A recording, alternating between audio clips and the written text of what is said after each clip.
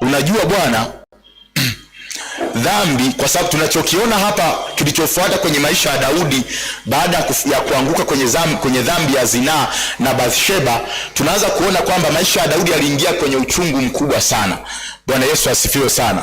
Na wataalamu wa theolojia wanasema kwamba ingekuwa tunachora grafu Daudi, maisha ya Daudi yalikuwaga, yani grafu ya Daudi kwenye maisha ilikuwa inaenda hivi. Yani Daudi alikuwaga anapanda kwenye maisha. Sawa? Yani kila siku ilipokuwa inaitwa leo, Daudi alikuwaga ni mtu wa kupanda na kuinuka kwenye maisha. Sawa? Yani kama jana alikuwa na utajiri wa milioni 10, leo angekuwa na utajiri wa milioni 20, kesho milioni 30. Manake yani Daudi alikuwa anazidi kuongezeka na kuongezeka na kuongezeka. Lakini tangu siku ile ambayo Daudi alianguka kwenye dhambi ya zinaa na Bathsheba, inanukuliwa kwamba kuanzia pale maisha ya Daudi hayakuendelea kupanda tena, badala yake yalianza kushuka chini.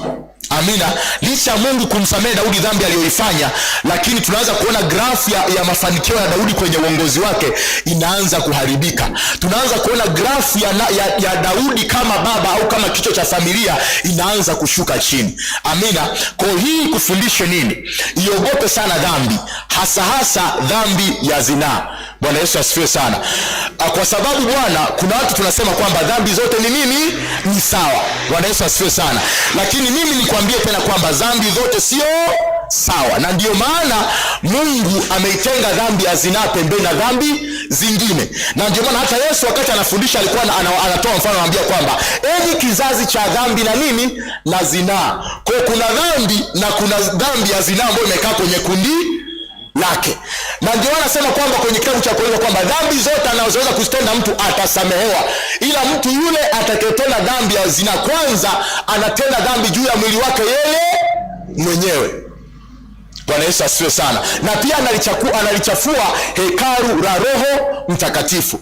Kwa dhambi, hakuna dhambi mbaya kwenye maisha kama dhambi ya zinaa. Lakini kwa nini kingine dhambi ya zinaa au uasherati namchukiza sana Mungu? Kwa sababu dhambi ya zinaa au uasherati huwa tu sio dhambi, huwa ni ibada kwa shetani, huwa ni ibada kwa miungu. Bwana Yesu asifiwe sana. Kwa wakati unapoingia kwenye mtego wa kuingia kwenye dhambi ya zinaa, umeingia kwenye mtego wa kuabudu nini?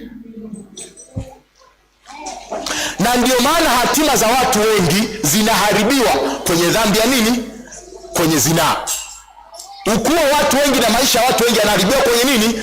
Kwenye zinaa. Kwa hiyo cha kwanza iogope dhambi na iogope nini? Zinaa.